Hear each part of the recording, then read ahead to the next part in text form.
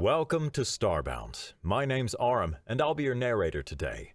Nearly 500 supporters get early access to our stories, including brand new episodes of Sunspire Academy and Freyrin and Remike. If you'd like to unlock early access and support new episodes and future series, tap Join below to become a Starbound member. Now, let's get into today's story. The teleportation pad whined, sparked, and then belched a cloud of ionized particles that smelled faintly of burnt toast. When the haze cleared, Mika Hargreaves stood in its center, swaying slightly. Her stomach lurched, her ears popped, and the world tilted at a nauseating angle.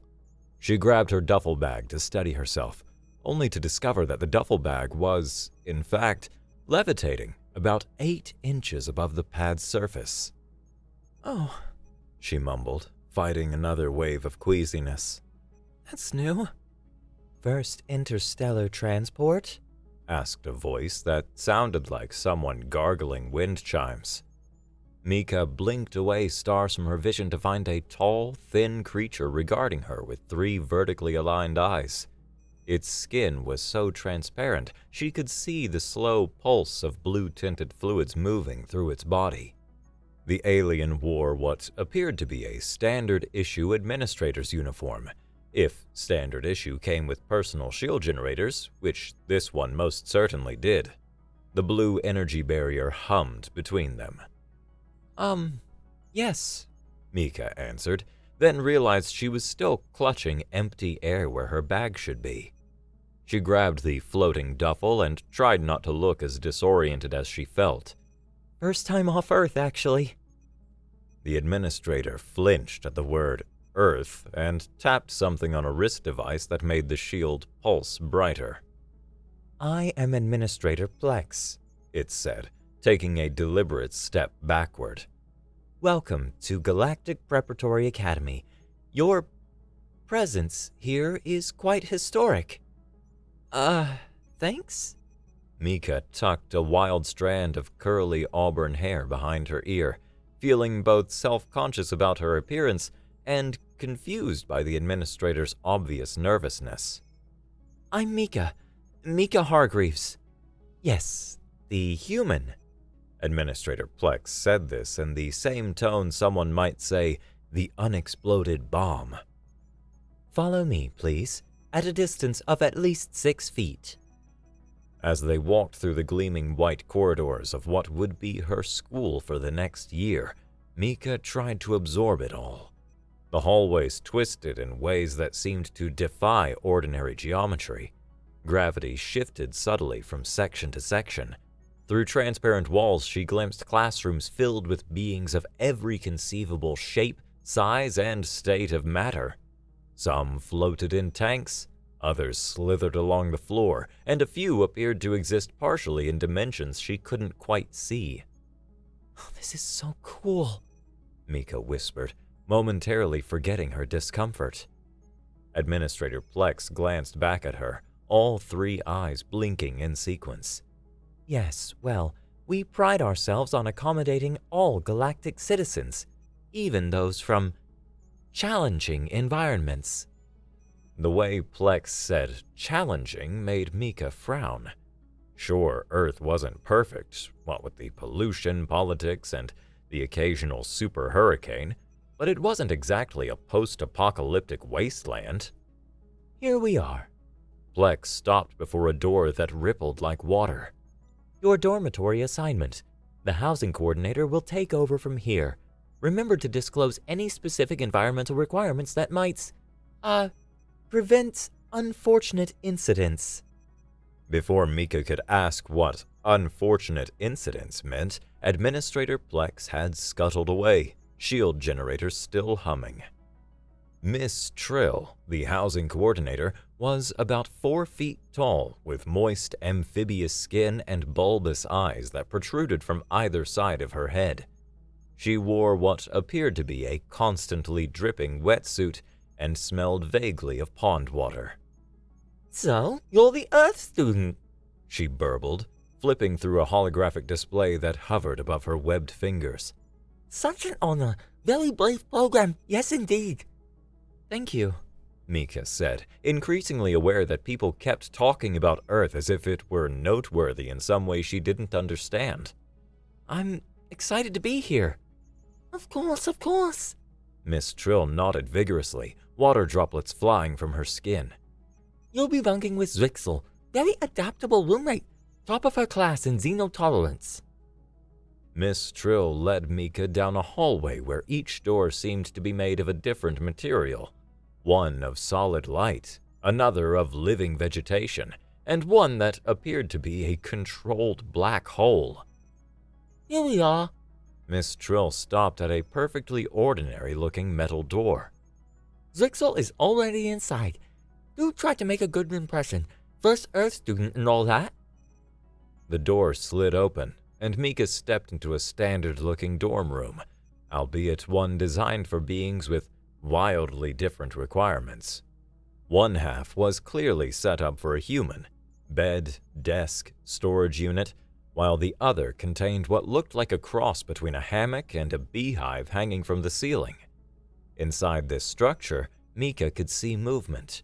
6 limbs unfolded as a creature about her size descended on a thread of silk. Zrixel had an exoskeleton that caught the light in rainbows of color, not unlike an oil slick on water. Her head was dominated by large eyes that reminded Mika of a dragonfly's, constantly shifting and refracting. Hi, Mika offered her most friendly smile. I'm Mika. Guess we're roommates? Zrixel froze. All 6 of her limbs went rigid. Her eyes seemed to expand, and a high-pitched whine emanated from somewhere in her thorax. You're from Earth? The words came out as a panicked buzz. Yeah. Portland, Oregon. United America specifically. Zrixel backed away so fast she bumped into the wall. Miss Trill? She called out, her voice rising to a frantic pitch. Miss Trill, there's been a mistake! The housing coordinator poked her head back into the room. Is there a problem? You didn't say she was from Earth? Zrixel's antennae quivered violently. I can't room with a Deathworlder? Mika's jaw dropped. A what? Oh dear. Miss Trill croaked, looking uncomfortable. Zrixel, we discussed— No. Zrixel was now skittering up the wall, retreating to her hanging nest. My parents specifically stated in my enrollment contract that I wasn't to be exposed to Class 5 environmental hazards, and humans are walking Class 5 hazards. They leak bacteria, they have exposed flesh, they consume toxins for pleasure. Mika looked down at her hands. She'd washed them before leaving Earth. They looked perfectly normal to her, just a bit freckled from all the hiking she'd done last summer. I'm not hazardous, she protested. But Zrixel was already stuffing items into a carrying case. I'll submit a formal transfer request, Zrixel announced, shooting past Mika so quickly that she felt a breeze. No offense intended to your species, she added from the doorway. But I'm rather attached to being alive. And with that, Mika's roommate was gone. Miss Trill sighed, a sound like water gurgling down a drain. I apologize, Mika. We should have anticipated this reaction, though I expected more from her. Zrixel's species evolved on a perfectly controlled environmental orb. They're sensitive. To what? Mika asked, utterly confused. I took all the required vaccines before coming here. I'm not carrying any diseases. It's not that, specifically. Miss Trill looked increasingly uncomfortable. It's more about what you represent. Earth is— well, there's no delicate way to put this. Earth is classified as a Class 5 Deathworld, dearie. Mika blinked. A what now? A planet so inherently dangerous that most galactic species would perish there within hours. Extreme temperature variations, aggressive atmospheric composition, harmful radiation levels, abundant pathogens, unpredictable weather patterns, active geology. Earth has it all. But it's just home, Mika said weakly. Indeed, Miss Trill nodded sagely. Which makes you rather remarkable, if a bit terrifying for your fellow students. Not to worry, though. We'll assign you a private room, for safety reasons. As Miss Trill led her to her new accommodation, Mika felt a sinking sensation in her stomach that had nothing to do with teleportation sickness. The next morning, Mika sat across from Mr. Yorn, her guidance counselor, a fuzzy being with 4 eyes and what appeared to be a constantly twitching nose. He looked like what might happen if a teddy bear mated with a fruit bat. Unlike Administrator Plex, he wasn't using a shield, though he did keep a nervous grip on his desk, which Mika suspected might double as a barrier if necessary. "Now then," Mr. Yorn said, examining her transcript through specialized goggles. "Your academic record from Earth is impressive." Thanks. Mika brightened. I was top of my class in science and math. I also took an advanced placement exobiology course once Earth joined the Federation. Yes, very commendable," Mr. Yorn muttered, though his tone suggested otherwise. "However, you must understand that educational standards vary widely across the galaxy, particularly for species from challenging environments." There was that word again. Challenging. I don't understand, Mika said. Mr. Yorn's nose twitched rapidly. "Well, you see, when a species evolves in a world where basic survival consumes most of their evolutionary resources, their educational development often lags behind. It's nothing to be ashamed of. Many Deathworld species eventually catch up." Mika's face grew hot. Are you saying you think I'm stupid because I'm from Earth? "Not stupid." Mr. Yorn looked genuinely horrified. "Never that. Simply differently prioritized. Your brain evolved to help you survive acid rain and predator attacks, not to solve trans-dimensional calculus." I got a perfect score on my Earth mathematics exams, Mika pointed out, trying to keep her voice level. "Yes, Earth mathematics." Mr. Yorn nodded patronizingly. "Very good for what they are, but we'll start you with the remedial curriculum. To be safe, you can always advance if you show aptitude."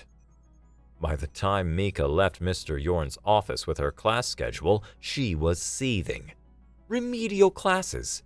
She'd been reading college-level textbooks since she was 12. Her parents, both university professors, had always encouraged her academic curiosity, and now she was being treated like she was intellectually stunted because her planet had seasons? Only her stubborn pride kept her from contacting Earth and demanding to go home. She'd show them. She'd show all of them what a Deathworlder could do. Professor Zilk's classroom looked like a cross between an amphitheater and an aquarium. Tiered seating surrounded a central platform where a floating transparent sphere contained what appeared to be a mass of gently pulsing tentacles suspended in blue gel. A voice emanated from speakers around the sphere. "Welcome, students, to Xenobiology 101. I am Professor Zilk." Mika took a seat in the middle row, trying to ignore how the other students shifted away from her. By now, word had spread through the school about the human from Earth. She kept her eyes forward, refusing to show how much their reaction hurt. "Today," Professor Zilk's tentacles rippled with what might have been excitement, "we begin our exploration of the galaxy's most dangerous environments and their evolutionary monstrosities." A holographic display materialized in the center of the room, showing a familiar blue-green sphere. "Earth," Professor Zilk announced, his voice now tinged with what sounded like both fear and fascination.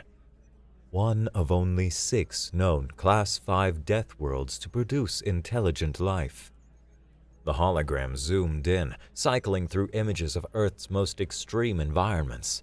The cracked, parched surface of Death Valley, the wind-swept, icy summit of Mount Everest, the crushing darkness of the Mariana Trench.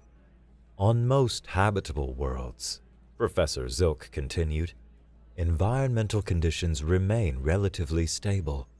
Temperature variations rarely exceed 20 degrees. Atmospheric pressure, gravity, and radiation levels maintain consistent patterns. Not so on Earth, where a creature might freeze to death at night in the same location where it might boil alive during the day. The hologram shifted to display Earth's wildlife. A great white shark, mouth open to reveal rows of serrated teeth. A Komodo dragon, saliva dripping from its venomous jaws.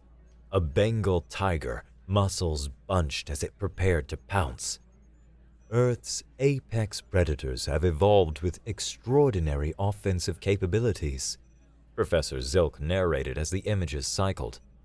And yet, somehow, against all odds, these creatures are not the dominant species. The hologram changed again to show a human being, a generic anatomical model. Humans. Professor Zilk's voice took on a slightly higher pitch, have conquered their death world not through superior physical abilities, but through a terrifying combination of endurance, adaptability, and cooperative problem-solving. Mika squirmed in her seat as dozens of alien eyes turned to stare at her. The average human, Professor Zilk continued, can survive temperature ranges that would kill most sentient species. They can lose significant quantities of blood and continue functioning. They can break major bones and still fight. They can ingest substances that would be lethal to most galactic citizens and experience them as merely spicy or intoxicating. A ripple of nervous murmurs spread through the classroom.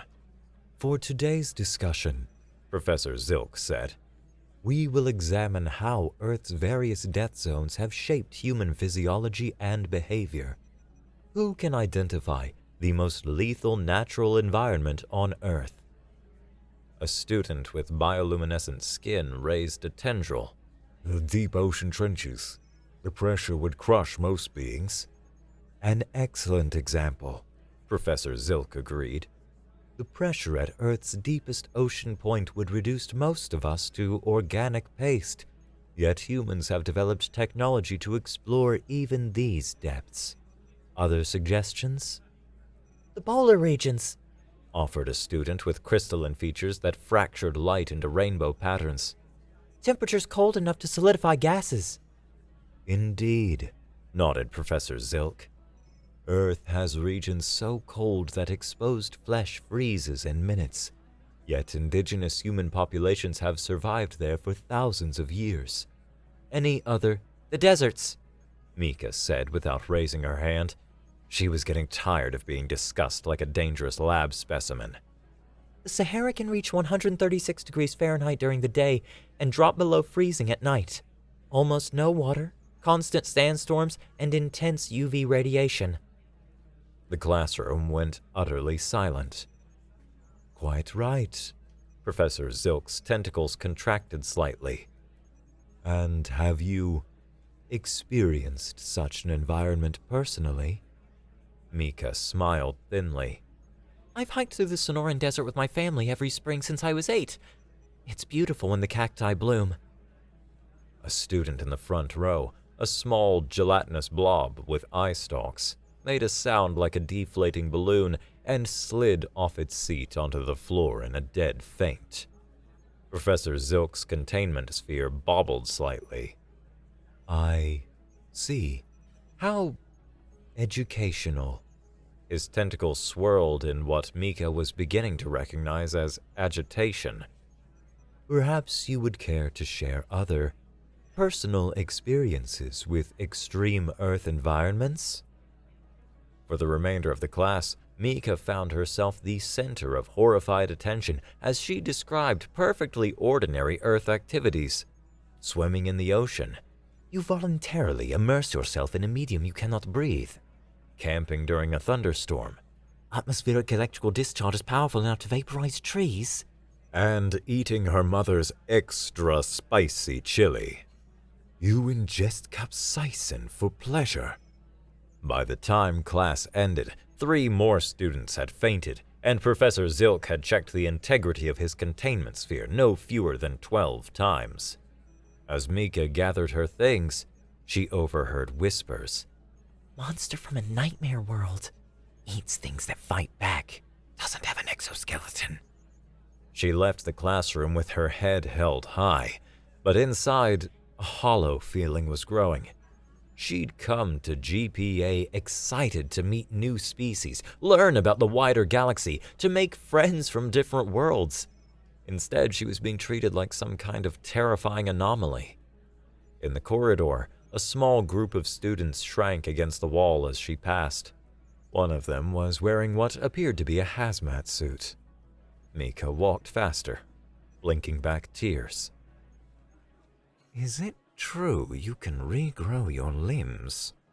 Mika looked up from her lunch, a bland, nutritionally optimized paste that was apparently considered suitable for most oxygen-breathing species, to find a small, furry alien standing by her otherwise empty table. He resembled a hamster that had been stretched vertically and given oversized eyes that took up most of his face. Unlike the other students, he wasn't maintaining a safety distance or wearing protective gear. No? Mika said, surprised to be addressed directly. That's not a human thing. Oh. The alien's whiskers drooped slightly. What about drinking poison for fun? Is that real? Mika couldn't help but smile. Well, some humans drink alcohol, which is technically toxic, but it's not exactly poison. Fascinating. The alien's eyes gleamed with genuine interest. I'm Maz, by the way. Xenobiology and extreme environments major. Mika, human and apparent walking disaster. Maz's nose twitched in what might have been amusement. Mind if I sit? I have so many questions about Earth. Is it true you have storms that can lift entire buildings? For the first time since arriving, Mika felt a glimmer of genuine connection. Someone who didn't run away screaming, who actually wanted to talk to her. Tornadoes? Yeah, they're real. We get them in the Midwest mostly. I've never seen one up close, though. Maz settled across from her, tail curling around his chair leg for stability. And you have microorganisms living inside you? Billions of them. On purpose. Our microbiome, yeah. They help us digest food and fight off harmful bacteria. Amazing, Maz breathed. Most species would consider that a severe infection. They continued talking throughout lunch. Maz had thousands of questions about Earth, and Mika found herself describing things she'd always taken for granted. Thunderstorms, sunburns, allergies, to an audience that found them utterly extraordinary. You know, Maz said as they were finishing up, the Xenobiology Club is doing a field trip to Lunex 3 next week. It's a small moon with some interesting biomes. Nothing as extreme as Earth, of course, but still pretty neat. You should come. Really? Mika brightened. You think they'd let me? Are you kidding? Professor Zilk is the faculty advisor, and he's been talking about you non-stop. Besides, who wouldn't want a Deathworlder along on a potentially dangerous expedition? Mika wasn't entirely sure if Maz was joking, but the invitation itself meant more than she could express. Someone wanted her around. Someone saw her as more than just a terrifying curiosity. Count me in, she said. The research vessel was compact, utilitarian, and equipped with enough safety features to survive almost anything. Professor Zilk's containment sphere hovered near the front, surrounded by holographic displays showing detailed scans of their destination. Lunex 3, Professor Zilk announced as the 12 selected students settled into their seats. A fascinating small moon with unusually diverse biomes for its size. We'll be exploring the floating spore forests and cave systems today. Mika noticed two uniformed security officers standing near the exit. One of them kept glancing in her direction, hand resting on what was unmistakably a stun baton. She pretended not to notice, focusing instead on the excited buzz of conversation around her. Maz bounced in the seat next to her. "This is going to be amazing. The cave systems have these bioluminescent fungi that communicate through light patterns." That sounds beautiful, Mika said, genuinely intrigued. "They're also mildly hallucinogenic if you breathe their spores," Maz added with a mischievous twitch of his whiskers. As the ship lifted off, Mika caught fragments of hushed conversation behind her. "Why they brought the human? Probably wants to study how it reacts. Or they use fungi as recreational drugs." Mika sighed and turned to look out the viewport. The academy receded below them, a sprawling complex of gleaming structures set against an alien landscape of purple vegetation and orange skies. In another context, it would have been exhilarating, her first view of an alien world from above. Instead, she felt like a specimen being transported for observation. "Don't mind them," Maz whispered, noticing her expression. "They're just nervous because they've never met a Deathworlder before. Once they get to know you, they'll see you're not going to eat them or anything." Is that actually a concern? Mika asked, half joking. Maz shrugged. "There are stories about other Class 5 species, not humans specifically. The Crawl supposedly consume the brain stems of their enemies to absorb their knowledge." That's horrifying. Right? That's why no one wants to take classes with them. But humans don't do anything like that, right? No! Mika exclaimed, then lowered her voice. No, we definitely don't eat other sentient beings. Mika strategically chose not to mention cannibalism. "See? You're already less terrifying than the Crawl." Somehow, Mika didn't find that particularly reassuring. Lunex 3 was beautiful. The floating spore forests were exactly as advertised, massive, puffy structures that drifted through the low-gravity atmosphere like dandelion seeds the size of buses.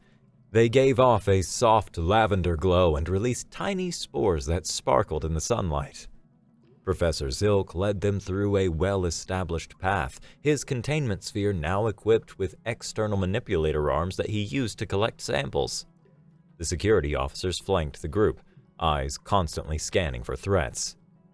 "The spore forests serve as habitats for numerous small flying creatures," Professor Zilk explained, as a swarm of what looked like miniature manta rays soared overhead.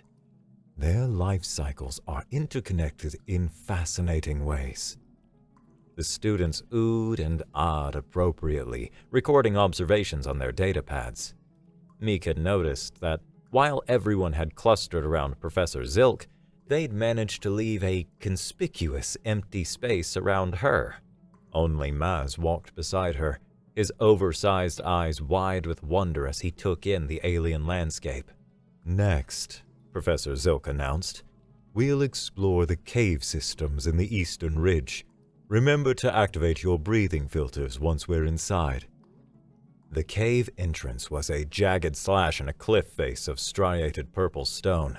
Cool air wafted out, carrying scents of mineral deposits and the faint, sweet odor of the bioluminescent fungi Maz had mentioned. Professor Zilk directed his sphere through the opening, illuminating the path with embedded lights. Inside, the cave opened into a spectacular chamber. The ceiling arched high above them, dripping with stalactites that gave off a gentle blue radiance. The walls were studded with clusters of mushroom-like growths that pulsed with rhythmic patterns of light. First blue, then green, then purple, like a silent conversation happening all around them. "The lumini fungi," Professor Zilk's voice echoed slightly in the chamber. "They communicate through bioluminescent pulses, sharing information about nutrients, moisture, and potential threats." They're talking in lights, Mika whispered, entranced by the display. Precisely. Professor Zilk sounded pleased. These fungi form one of the largest known neural networks in this sector. Some xenobiologists believe they may possess a form of collective consciousness. They ventured deeper into the cave system, the passages sometimes narrowing so much that the larger students had to squeeze through. Taz, a reptilian alien with scaly skin that changed colors with his emotions, currently a nervous yellow-green, kept looking at the ceiling as if expecting it to collapse. Perfectly safe, Professor Zilk assured them. These caves have been stable for millennia. The universe, as it often does at such pronouncements, chose that moment to demonstrate its sense of irony. A low rumble vibrated through the stone beneath their feet. Small pebbles skittered down from the ceiling. That's unusual. Professor Zilk's tentacles contracted anxiously within his sphere. According to our surveys, Lunax 3 doesn't experience significant seismic activity. Another rumble, stronger this time. Cracks appeared in the walls. Everyone, back to the entrance! One of the security officers ordered, his hand going to his communication device. Quickly, but calmly. They had only gone a few feet when a violent tremor shook the entire cavern. A large section of the ceiling gave way with a thunderous crack, sending massive chunks of stone crashing down between Mika's group and the exit. In seconds, the passage was completely blocked. Mika found herself on the wrong side of the cave-in with Maz and 3 other students. Taz, whose scales had turned a panicked white, Krill, a luminescent aquatic alien suspended in a hovering water tank, and Jiv, a crystalline being whose faceted body reflected the fungi's light in dazzling patterns. "Professor Zilk!" Taz called out, his voice high with fear. "Can you hear us?" A muffled voice came from the other side of the rockfall. "Are you injured? Is everyone alive?" "We're okay," Mika shouted back. "Just trapped." "Remain calm." Professor Zilk's voice was barely audible through the stone barrier. "We'll contact the ship for emergency excavation equipment. Stay where you are and conserve oxygen."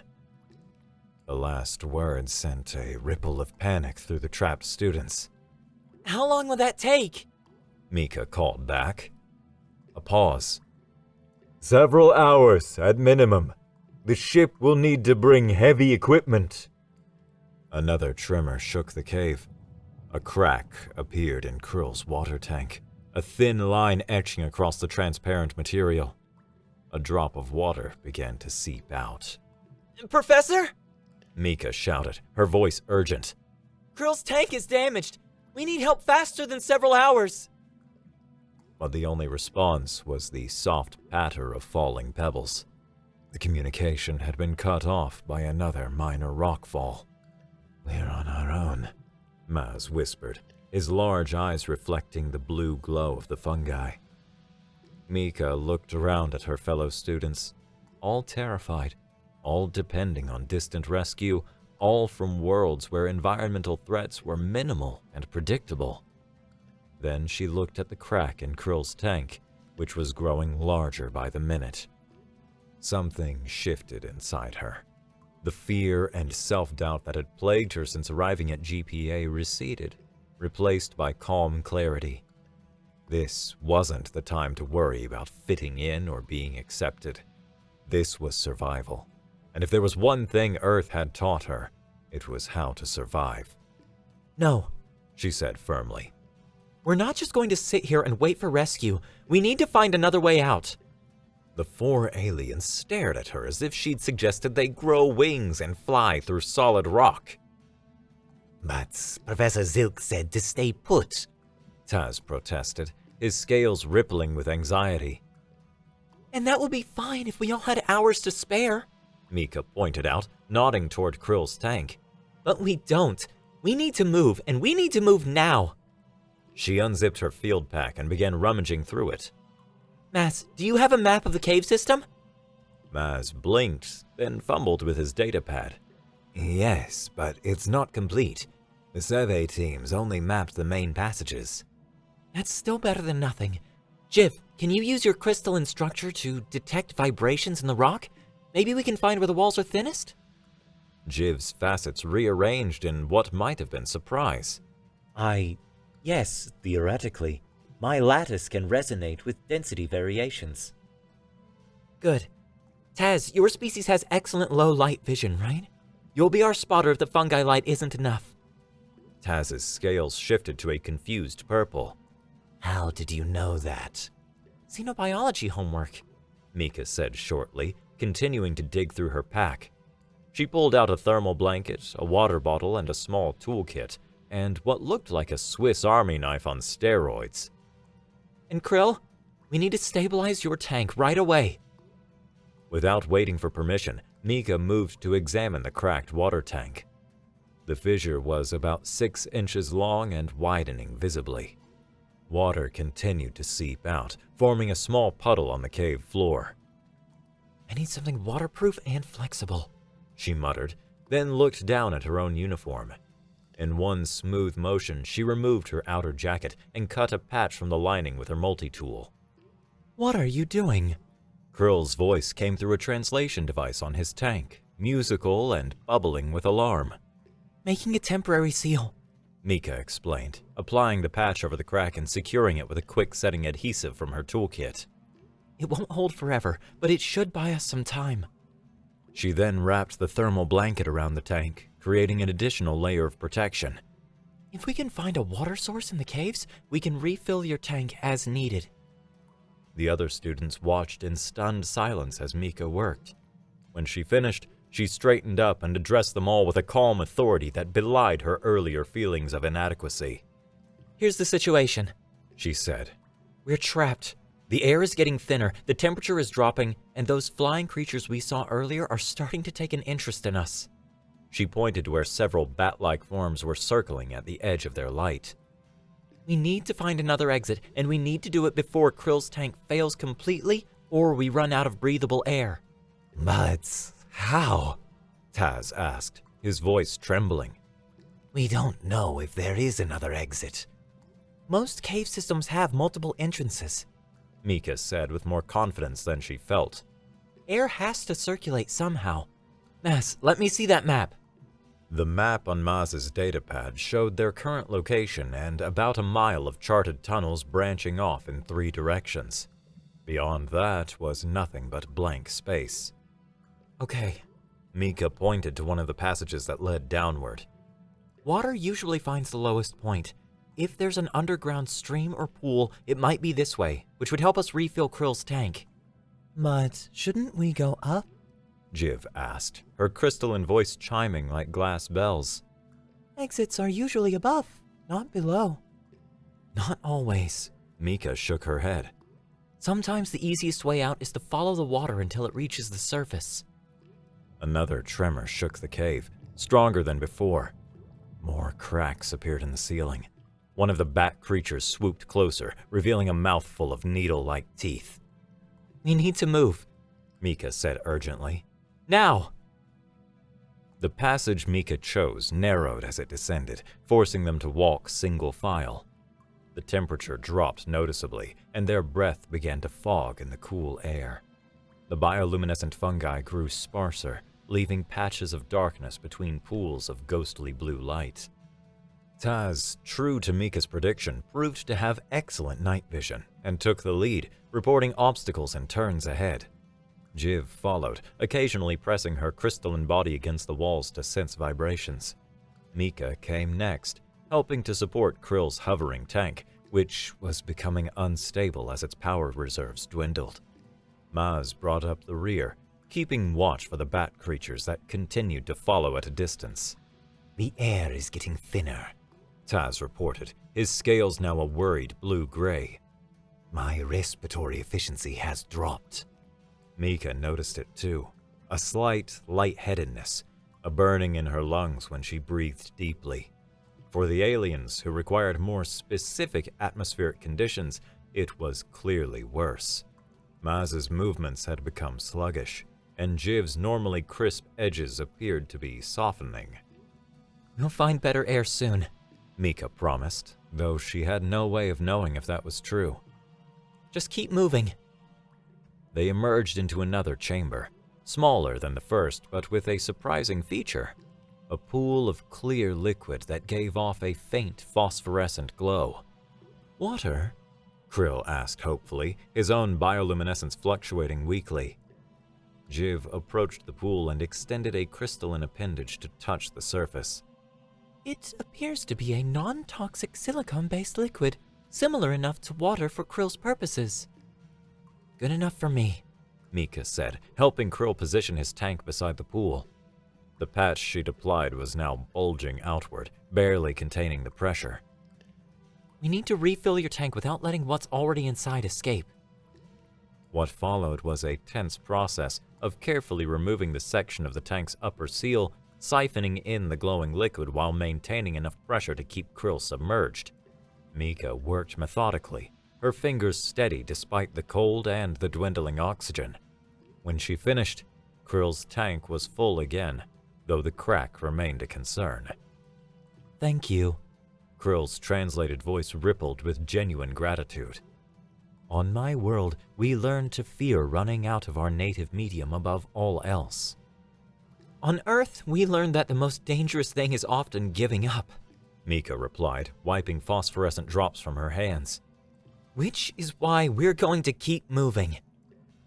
But as she turned to check on the others, she found Taz slumped against a rock formation, his breathing shallow and his scales a sickly grayish green. Can't get enough oxygen, he gasped. Mika knelt beside him, recognizing the symptoms of hypoxia. Listen to me, she said, taking Taz's clawed hands in hers. You need to control your breathing. Slow, deep breaths, like this. She demonstrated, inhaling slowly through her nose and exhaling through her mouth. Your body is panicking and taking short, fast breaths, which is making the problem worse. Breathe with me. Taz studied her with dilated pupils, but followed her example. Slowly, his breathing steadied, and some color returned to his scales. How did you know to do that? He asked weakly. Mountain climbing, Mika explained. Earth's atmosphere gets thinner at high elevations. You have to pace yourself and breathe efficiently, or you get altitude sickness. You climb mountains for fun? Taz seemed unable to process this concept. My family climbs Mount Hood every summer, Mika said, helping him to his feet. It's practically a tradition. The other aliens exchanged glances that clearly communicated, what kind of monstrous planet produces beings who voluntarily climb mountains? A sudden screech from the passage behind them cut off further conversation. The bat creatures had grown bolder, venturing closer in the dimmer light. We need weapons, Maz squeaked, his fur standing on end. Mika surveyed their surroundings, looking for anything that could be used defensively. Her eyes fell on several long, thin stalactites that had fallen from the ceiling. She broke one off at the base, testing its weight and balance. The material was dense and surprisingly sharp at the tip. Here! She handed similar makeshift spears to each of her companions. Aim for their wings or eyes if they attack. Jiv examined the stalactite with faceted eyes. You're suggesting we engage in physical combat? Is that not excessively dangerous? More dangerous than being eaten? Mika raised an eyebrow. Besides, they're probably just curious. Most predators avoid prey that puts up a fight. As if to prove her point, when the first bat creature swooped toward them, Mika thrust her improvised spear upward with a sharp yell. The creature veered away with a startled shriek, rejoining its companions in the shadows. See? They're looking for easy targets. As long as we show them we're not easy, they'll leave us alone. The group continued deeper into the cave system, now armed and slightly more confident. The passage twisted and turned, sometimes so narrow they had to squeeze through sideways, other times opening into chambers filled with strange mineral formations. Jiv, who had been pressing her crystalline body against the walls at regular intervals, suddenly froze. I sense Vibration. Rhythmic. Consistent. What kind of vibration? Mika asked. Like flowing liquid. A significant volume. An underground river, Mika realized. Which means A way out. Maz finished, his whiskers quivering with renewed hope. They followed Jiv's directions, turning down a side passage that sloped more steeply downward. The air grew damper, and a faint rushing sound reached their ears. Finally, they emerged onto a ledge overlooking a wide, fast-flowing underground river. The water, or whatever liquid it was, gave off the same phosphorescent glow as the pool they'd found earlier, illuminating the massive cavern in ethereal light. There, Taz pointed with a trembling claw. downstream. An opening. In the distance, where the river disappeared around a bend, they could see a patch of different colored light. Not the blue-green phosphorescence of the cave, but the orange-tinted daylight of Lunex 3. an exit. Mika breathed, relief washing over her. But how do we get there? The current looks too strong to swim. Krill's tank bobbed slightly as he examined the river. My tank. It floats, and it can support additional weight. If we secure yourselves to it properly, it could serve as a raft. Mika considered this. That's risky. If the tank breaks completely. It is a risk I am willing to take, Krill interrupted. You saved me. Now I can help save all of us. After a brief discussion, they agreed it was their best option. Using strips cut from Mika's jacket and pieces of flexible vine-like fungi, they constructed a crude harness system that would allow them to cling to Krill's tank while keeping their heads above water. Jiv, whose crystalline body was dense enough to sink, would ride atop the tank itself. Everyone ready? Mika asked as they prepared to lower themselves into the glowing river. 4 pairs of alien eyes all turned to her and nodded. On 3, Mika said. 1, 2, 3. They pushed off from the ledge. The tank hit the water with a splash, immediately caught by the current. Mika and Maz clung to the sides, half submerged in the glowing liquid, while Taz gripped the rear with his strong claws. Jiv balanced on top, her body acting as a rudder. The river carried them swiftly through the cavern, past towering columns of stone and clusters of glowing fungi. The bat creatures followed for a while, screeching in frustration at their escaping prey, but eventually gave up and disappeared back into the darkness. As they rounded the bend, the exit loomed larger, a jagged hole in the cavern wall where the river flowed out into open air. Bright orange sunlight streamed in, nearly blinding after hours in the dim blue glow of the caves. We're going to make it! Maz called out, his voice giddy with relief. The tank bobbed and spun in the current, picking up speed as the river narrowed toward the exit. Mika realized too late what this meant. Waterfall! She shouted. Brace yourselves! The river plunged out of the cave mouth, and for one heart-stopping moment, they were airborne, suspended above a 30-foot drop. Then gravity reasserted itself, and they plummeted toward a wide pool below. The impact knocked the breath from Mika's lungs. She lost her grip on the tank and tumbled through the glowing water, disoriented and struggling to tell which way was up. Her lungs burned, her ears popped from the pressure. Just as black spots began to dance at the edges of her vision, her head broke the surface, and she gasped in sweet, oxygen-rich air. Taz! She called out hoarsely. Taz! Krill! Jiv! One by one, her companions surfaced. Maz paddled frantically, his fur plastered to his small body. Taz used his powerful tail to propel himself toward the shore.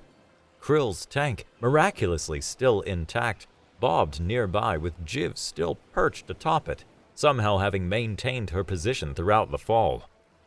They dragged themselves onto the bank, sodden and exhausted but alive. The orange sunlight of Lunex 3 warmed their skin as they collapsed on the purple vegetation that lined the pool. We did it, Maz whispered, his voice filled with wonder. We actually did it. No, Taz corrected, his scales now a warm gold that reflected his relief and gratitude. Mika did it. The Deathworlder saved us all. Before Mika could respond, a shadow fell across them. She looked up to see a familiar spherical containment unit hovering above, surrounded by the shocked faces of Professor Zilk, the security officers, and the rest of the students. Impossible. Professor Zilk's tentacles writhed in disbelief. By all statistical models, you should be dead. Mika struggled to her feet, dripping with glowing liquid, her curly hair wild around her freckled face. She was bruised, scratched, and missing half her uniform jacket, but her green eyes burned with fierce pride. Statistical models, she said with a tired smile, don't account for Deathworlders. Word of their adventure spread through Galactic Preparatory Academy like wildfire. By the time Mika returned to her dormitory, after a thorough medical examination that left the doctors both horrified and fascinated by human physiology, the entire school was buzzing with revised theories about Earth and its inhabitants. No longer were humans discussed in hushed, fearful tones. Now they were spoken of with a new emotion: respect. The story grew with each retelling. Mika had fought off dozens of cave predators single-handed. She had carried injured aliens for miles through total darkness. She had fashioned advanced tools from raw cave materials. She had held her breath for 10 minutes underwater. Most of these elaborations were wildly exaggerated, but Mika didn't bother correcting them. The truth was impressive enough. She had kept her head in a crisis, used her Earth survival skills, and led everyone to safety. 3 days later, Professor Zilk requested her presence after class. His containment sphere hovered at eye level, tentacles moving in gentle waves that suggested thoughtfulness rather than agitation. I've been revising my curriculum, he said without preamble. Your actions on Lunax 3 have challenged certain academic assumptions about Class 5 species. Sir? It appears, Professor Zilk continued, that the very environmental pressures we assumed would create merely brutish survivalists have instead produced remarkably adaptable problem solvers. The ability to function under rapidly changing conditions, to improvise with limited resources, to maintain cognitive clarity during crisis. These are not just survival traits, but advanced evolutionary advantages. Mika suppressed a smile. So you're saying Earth isn't just a death world? It's a really good training ground? Professor Zilk's tentacles curled in what might have been the equivalent of a rueful smile. I'm saying that perhaps our classification system requires reconsideration. A species should be judged not merely on the harshness of its native environment, but on the adaptations it has developed in response. As Professor Zilk spoke, Mika realized something had changed in his tone. The fear and clinical detachment were gone, replaced by genuine intellectual curiosity and, could it be, admiration. I would like, Professor Zilk concluded, if you're willing, to include your perspective in future classes. A first-hand account of how Earth's challenges have shaped human capabilities would be educational. I'd be happy to. The changes didn't stop there. Mr. Yorn, looking distinctly embarrassed, called Mika to his office to inform her that she was being transferred from remedial classes to the standard curriculum. After reviewing your test scores, he mumbled, his nose twitching rapidly, it appears Earth's educational standards are more robust than previously assumed, particularly in practical problem-solving and adaptive thinking. Thank you, Mika said graciously, deciding not to rub it in. I look forward to the challenge. Even her dormitory situation improved. Mrs. Trill assigned her a new roommate. a mollusk-like being named Pelk who communicated by changing colors and who expressed great interest in learning about Earth. For scientific purposes, Pelk insisted, though Mika noticed her shell turned a pleased pink whenever Mika shared stories about home. The most surprising change came from her former roommate, Zrixel. The insectoid alien approached Mika in the dining hall one day, antennae quivering with what appeared to be nervous energy. I want to apologize, Zrixel said formally. My reaction to you was based on ignorance and prejudice. The events on Lunex 3 have demonstrated that your Earth adaptations are not a threat, but a valuable trait. Mika smiled. Apology accepted. I understand why you were scared. Earth must sound pretty terrifying from an outside perspective. It does, very much so, Zrixel agreed, her compound eyes refracting light in rainbow patterns. But I would like to learn more about it, if you're willing to teach me. And so Mika found herself not with just one friend, but many. Students who had once avoided her now sought her out, particularly for help with practical assignments and survival training. She became something of a celebrity when she demonstrated Earth's skills like starting a fire without technology, purifying water using only basic materials, and identifying potentially edible substances through observation rather than scanning devices. Even Administrator Plex stopped using his personal shield generator around her, though he still maintained a cautious distance. Simply protocol, he insisted, all three eyes blinking in sequence. Nothing personal. At the term's closing ceremony, the entire academy gathered in the grand amphitheater. Administrator Plex stood on the central platform, now without any protective equipment, and addressed the assembled students and faculty. This term has been one of unexpected discoveries and valuable lessons, he began. Not least of which is the reminder that true education requires us to challenge our preconceptions and embrace diversity in all its forms. His three eyes turned to Mika, sitting in the front row alongside Maz, Taz, Krill, and Jiv, her Lunex 3 team, now her closest friends.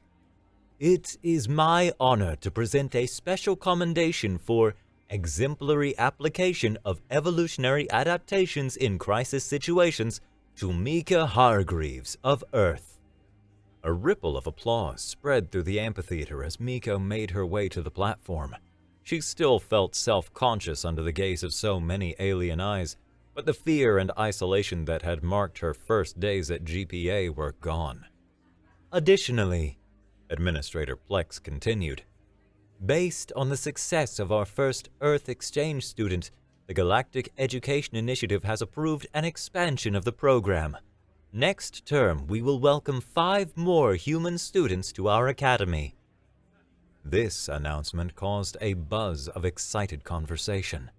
Mika felt a surge of pride at the thought of helping pave the way for other humans to experience the wider galaxy. Would you like to say a few words? Administrator Plex asked, gesturing to the communication node. Mika stepped forward, looking out at the sea of beings, some with tentacles, some with scales, some with crystalline structures, some floating in tanks or hovering on anti-gravity disks, all different, all unique, and all now regarding her not with fear, but with interest and acceptance. When I first arrived here, she began, I was confused by how everyone reacted to me. On Earth, I'm just an ordinary girl who likes hiking and science. I never thought of myself as someone from a Deathworld or as particularly tough or adaptable. She smiled, tucking a wild strand of curly hair behind her ear. But being here has helped me see my home planet through new eyes. Earth is challenging. We have deserts and oceans, mountains and canyons, blizzards and heat waves.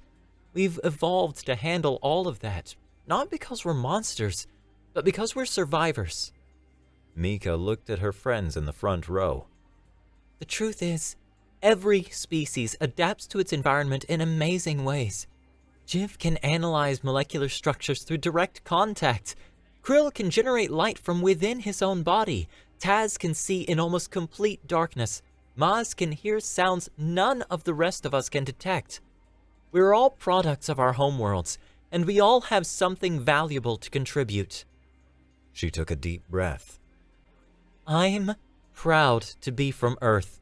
I'm proud of what my species has accomplished despite, or maybe because of, our challenging environment. And I'm grateful for the chance to learn from all of you, whose adaptations and abilities are just as remarkable in their own ways. As Mika concluded her speech, the amphitheater erupted in applause. Even Professor Zilk's tentacles waved enthusiastically within his containment sphere. Later, as students and faculty mingled during the closing reception, Mika overheard a conversation between two security officers, including the one who had carried a stun baton during the Lunex 3 field trip. The Federation military is already inquiring about recruiting Earth graduates, one said. Their adaptability would be invaluable for exploration missions. The Science Directorate, too, replied the other. Apparently, they're rethinking the entire classification system based on the human data. Mika smiled to herself and turned away, finding her friends waiting for her with various alien beverages and snacks. To the Deathworlder. Taz raised a glass, his scales a warm, friendly orange. Who taught us that survival isn't just about avoiding danger, it's about facing it head on. To Mika, the others chorused, raising their own drinks. As they clinked their glasses together, Mika felt a sense of belonging she hadn't experienced since leaving Earth. She'd found her place in the galaxy, not by hiding what made her different, but by embracing it. She was Mika Hargreaves, proud Earthling, Deathworld survivor, and now, finally, just another student at the strangest, most wonderful school in the galaxy.